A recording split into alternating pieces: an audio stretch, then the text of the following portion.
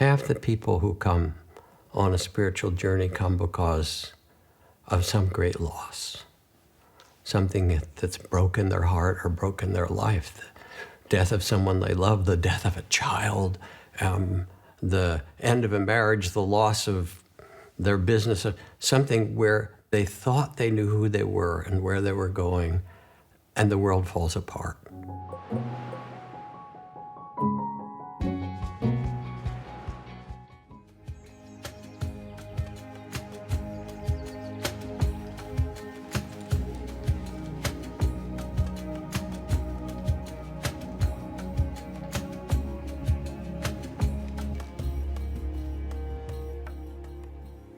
There's a section of your book, After the Ecstasy, the Laundry, that I wanted to talk about in the context of our conversation about mystical awakening. And it's the section on gates of awakening and how people enter the deep spiritual journey through different gates. Can you, first of all, just describe that metaphor, entering through a gate? Yeah, what I mean by it is that there's something that draws us back to the mystery, to understanding that we're not just this skin-encapsulated body, that who we are is spirit itself, that we're consciousness, life, loving awareness, and it happens differently for different people. It can happen in tragedy, it can happen in blissful ways. And so this is just a simple description of what opens us. Mm-hmm. And you talk about 4 gates, and I wonder if we can briefly explore each one. Sure. The first one is the gate of sorrow. Yes. Half the people who come on a spiritual journey come because of some great loss, something that's broken their heart or broken their life. The death of someone they love, the death of a child, the end of a marriage, the loss of their business, something where they thought they knew who they were and where they were going, and the world falls apart. I mean, it can be even more than that. And we see refugees around the world from the climate crisis pouring out by the tens of millions with, a few clothes on their back if they're lucky. And they have to remake a whole life if they can, starting in a refugee camp. And what happens is it makes you question, how do I deal with this loss, with this suffering, with the immensity of it, and continue? And that's the beginning of a lot of people's spiritual journeys. And I hear it, and I don't wish the suffering on anyone, but I'll get people contacting me and say, my child died, or I don't know how to live in this. And that's the start of a really deep journey for them. To say, well, how do you find a way to hold all of that in compassion? And I remember one of the stories in that book of The Gate of Sorrow was a woman who'd become a nun, a Catholic nun. And she was a really tender heart. She was a vegetarian. She didn't want to hurt any living being. She'd lived with a lot of trauma in her life, and she wanted to live this pure life. And she was lying there. It was Easter. So Easter was the reflection of, Christ on the cross.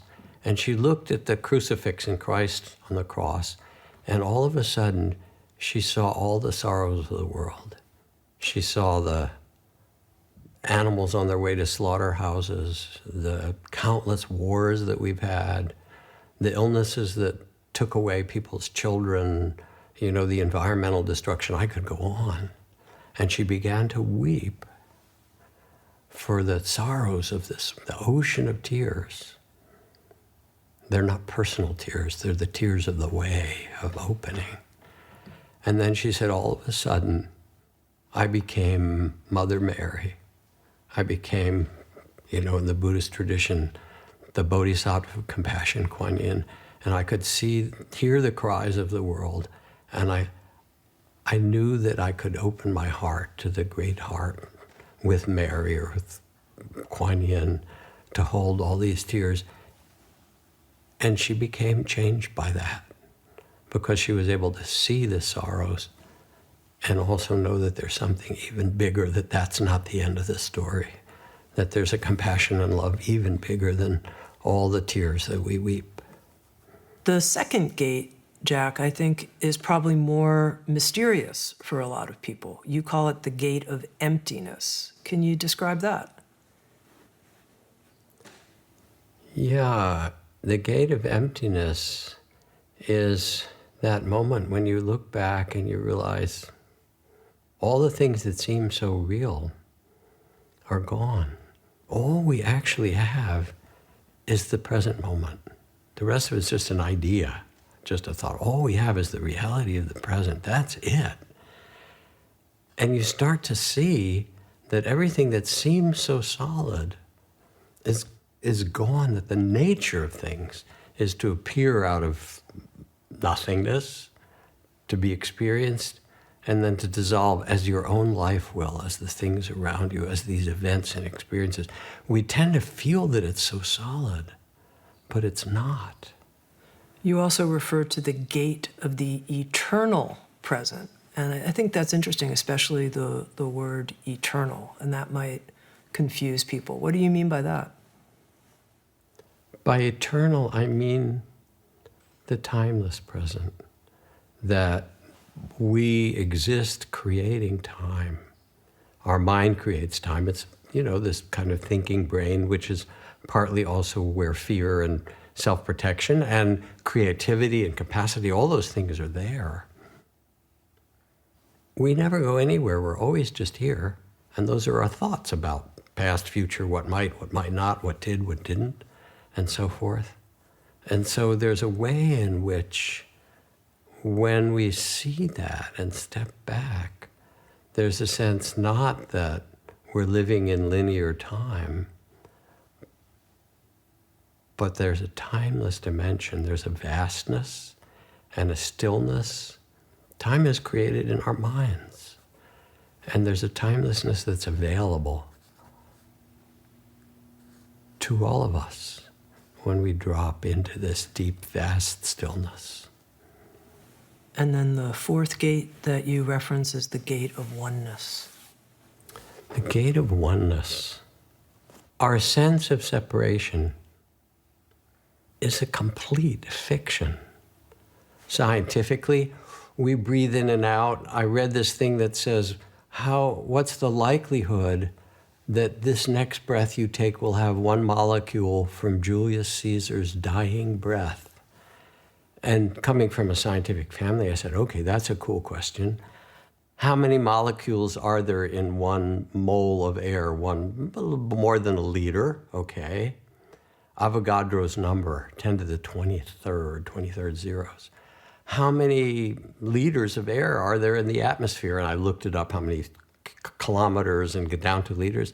And it turns out it's around 10 to the 23rd, which means every breath you take has been breathed by Julius Caesar, by the dinosaurs, the alligators, and the whole sense that you're separate from this biosphere and this universal living organism is a fiction that your body and mind use to kind of move you around, and you need it when you drive. You have to stop at the red light and go at the green light, and you don't say, okay, we're all one with everything, and go through the red light and crash, and then you get becoming one in another way. So you need a, as a mystic, you really need to be able to have both the dimension of timelessness and sacredness and oneness to things, and you have to tend to this world.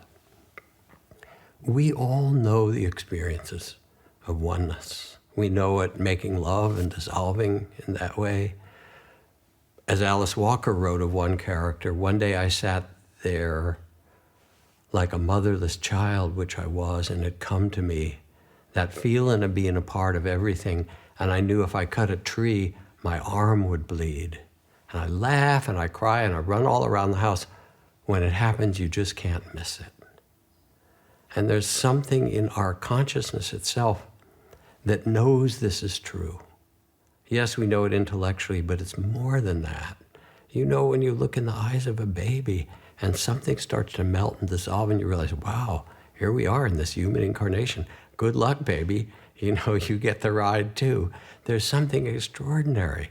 And we feel that oneness. We feel it standing with a oak tree or a redwood tree. If you stand quiet long enough, they'll talk to you. Like all the mycelium that are connected, you are interbreathing with it too. Here, have a nice breath. We know it and we feel it. And to be able to have this experience, and then value it and realize, oh yes, I do know this, changes everything. Discover on-demand videos and docuseries, explore a full schedule of daily life classes, and become part of an incredible community. At Sounds True One, we invite you inward to find your way your way.